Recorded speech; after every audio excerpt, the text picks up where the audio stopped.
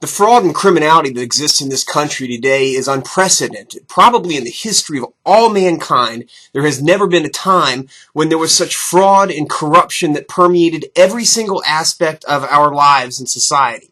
Think about Wall Street and the banking sector.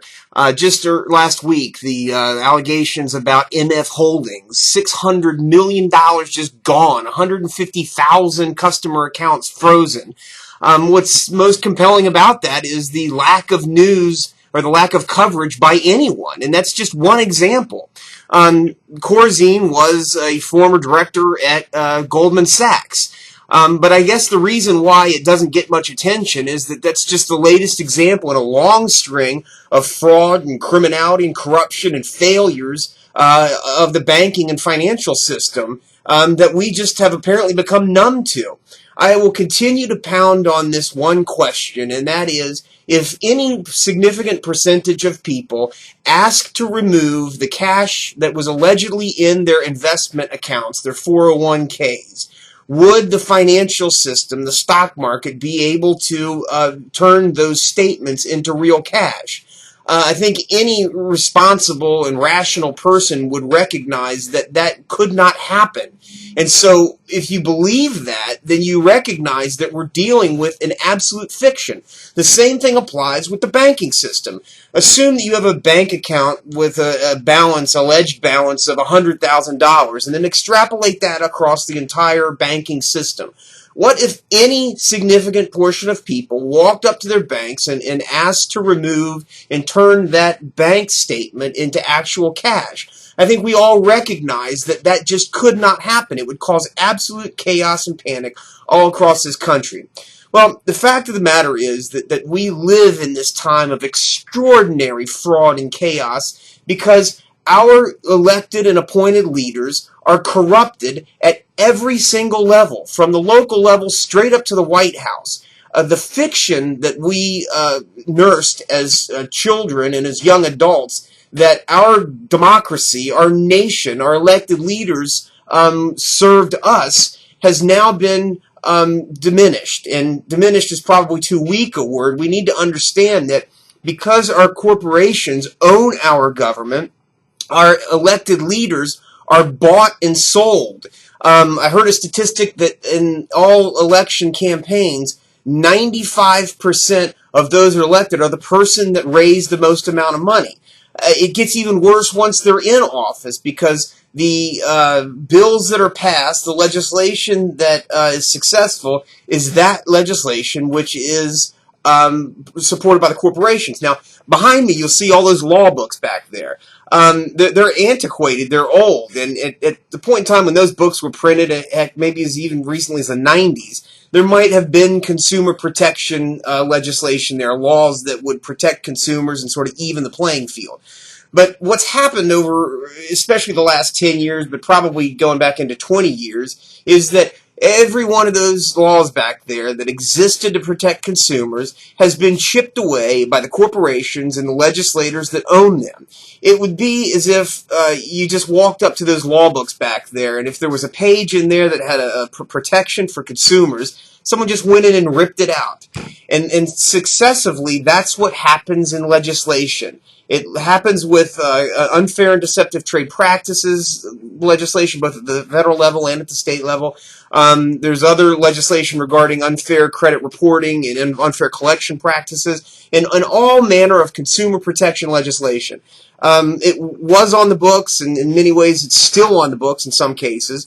But what happens is, through successive amendments to the laws, that legislation gets watered down to where the law is weakened. And then it gets even worse in the courtrooms, because through judicial decisions, the laws that exist are weakened ever further. And so I deal with this every single day as I watch the devolution of consumer protection and see where a law that would seem like it would protect the consumer from, I don't know, maybe a bank kicking down the door, changing the locks, throwing your property out into the street, One would think that that would be against the law. One would think that if a bank comes and kicks down your door while you're at work and takes your property and changes your locks, especially when you're not even in foreclosure, that would be an act that if it's not criminal, at least would carry with it some sort of civil penalty.